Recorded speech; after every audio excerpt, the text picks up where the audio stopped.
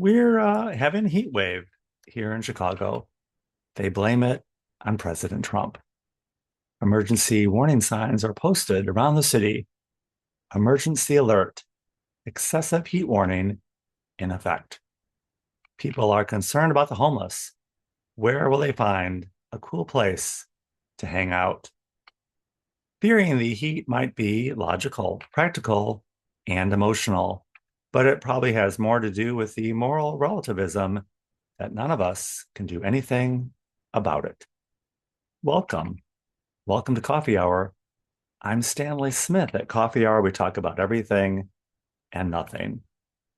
Recently, we talked about falling out of bed, xenophobia, what happens when you run out of money, the Rehabilitation Institute of Chicago, and moral relativism.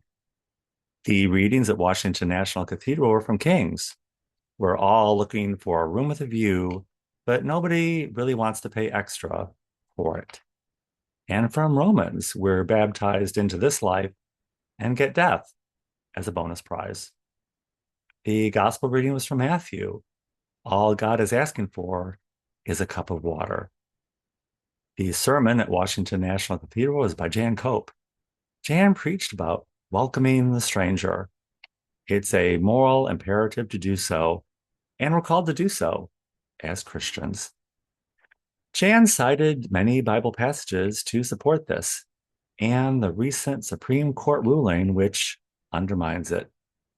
Jan said, unless you're a Native American, you don't belong here either.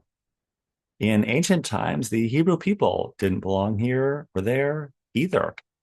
They depended on the hospitality of others, either as slaves or indentured servants.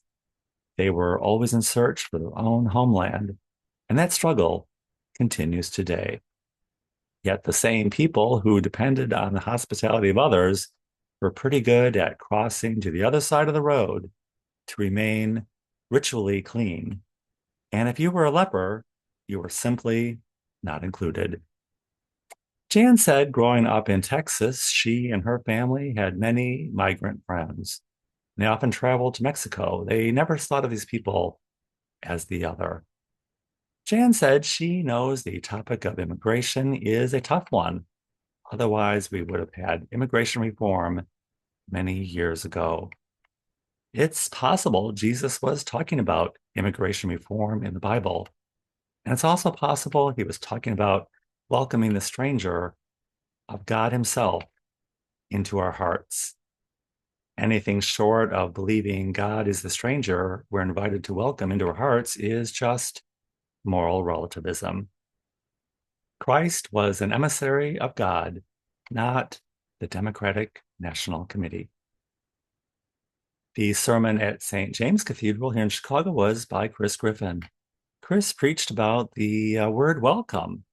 He said it's a powerful word. It means come and be well. Being intentional about welcoming takes thought and planning. Offering hospitality means you have something to offer in the first place. It's incumbent on you to share because that's the joy of having something to offer in the first place. Making people feel at home and deciding who is in and who is out can be tricky business. The word xenophobia means fear of the stranger, and the word xenophilia means love of the stranger. Few of us probably know those literal meanings. When we hear the word xenophobia, we think Republican, and that's the stranger no one wants to be or be around, at least here in Chicago. Chris said that drag queens have now taken their rightful place as the face of transgender people. It's a step in the right direction, except for the fact that most of the people on the LGBTQ flag don't want to be in a flag together. It's easy to have xenophilia for people who don't know what you're talking about. And for most of us, that's probably us. It's where we are on the spectrum between ignorance and wanton irresponsibility. On the spiritual spectrum, it's somewhere between going to church and believing in God. Most people read the New York Times on Sunday instead of doing either. We grow up with a lot of junk in our heads, and then it becomes our personality. Robin Hood stole from the rich to give to the poor. And they say that you need to have something in order to offer it and extend hospitality. But if you're in a position to receive charity, well, then you probably can afford to pay something back. Whatever pittance we have is being stolen back through inflation, taxes, and deficit spending. It would be immoral if it had any grounding in morality in the first place. We want to symbolize socialization with a peace sign, but that misses out on all the other aspects of socialization: sports, competition, argument, and even war. The 1958 book, The Ugly American by Eugene Burdick, US foreign policy, it's always one sided from the seat of power. It naturally excludes everyone else because it comes out of the majorative view. The ugly American as a term went on to be a pejorative term for anyone who is overbearing and obtuse. That's too bad. It masks the underlying problem that few people want to face.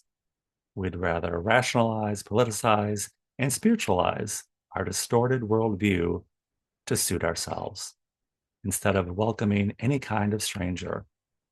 We don't even want them in the room with us. And a stranger is a metaphor for God, of course. That's even more frightening. Yes, there is an excessive heat warning in effect. God is on the way. Let him in. He's coming into the world anyway.